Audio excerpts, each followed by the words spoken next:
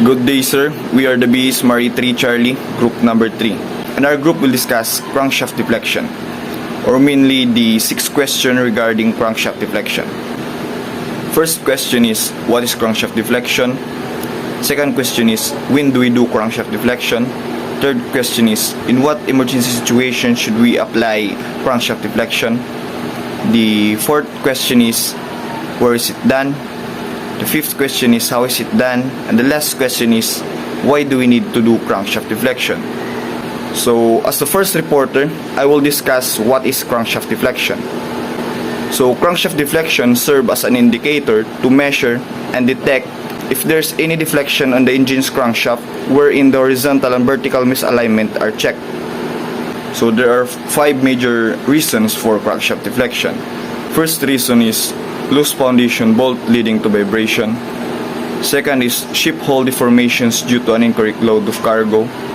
Third is ship hole deformations due to high discrepancy between sea temperature and air temperature. Fourth is crack in the bearing saddle. The last is bearing wear due to use over time. So, good morning, sir. I'm Martin Mahait. So, I'm explaining about the crankshaft deflections when we do it.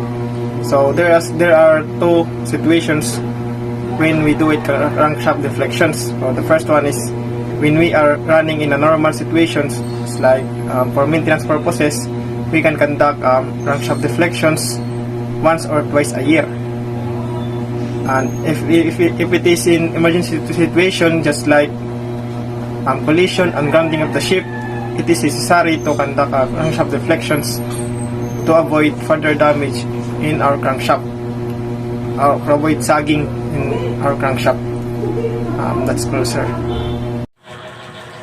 Hello sir, I am Vince Picoro, the next reporter for the question 3 and 4. So question number 3, in what emergency situation should we apply crankshaft deflection?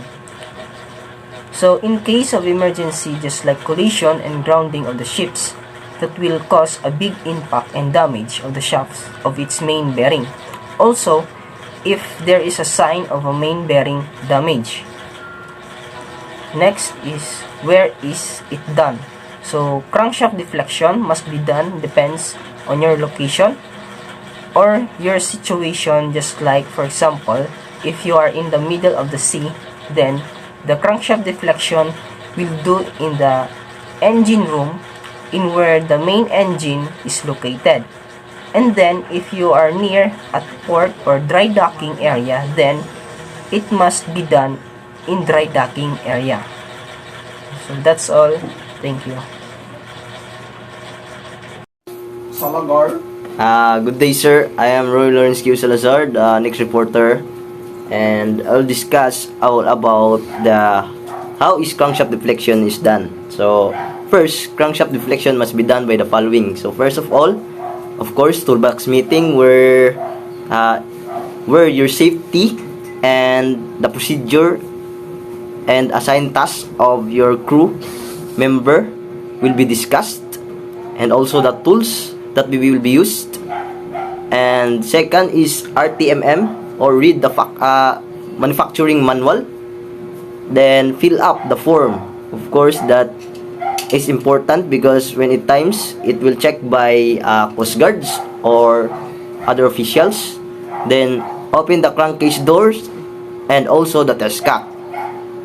And find the cylinder where is near at the position number 1. So, whereas there is in checking the crankshaft deflections, there are 5 positions that will be checked in one cylinder. So, find where is the position number 1 is near in the cylinder. Then, if there is none, then rotate the flywheel until you find the closest to position number 1. Then, put the bearing gear between the crank web. Then, set the measurement to 20. Then, rotate the flywheel 90 degrees, every 90 degrees until reach the 5 positions or procedures will be applied in the same measurement. And also repeat all the process and procedures in every or all cylinder.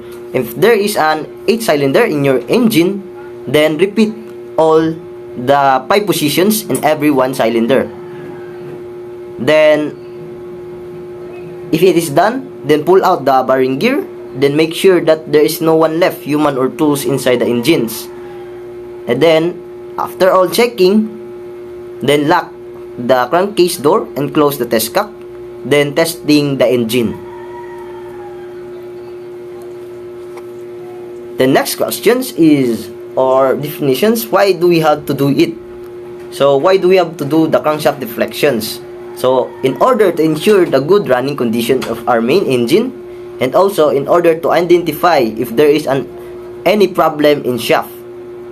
And after identifying where is the part, is it sagging in the shaft, then check it using the bearing gear. And if the main bearing of the shaft that protect or prevent if it from sagging is damaged, then change the main bearing, or what we call the shell bearing, in order to prevent the shaft into sagging and damage of the shafts. So, in changing the main bearing, if you see that the main bearing is also damaged, then change all the bearings from, for example, there is the cylinder or the shaft, then change the bearing in this part, side to side, all the bearings, in order to prevent the shaft damage or the sagging. So that's all, or our reports, and thank you, sir.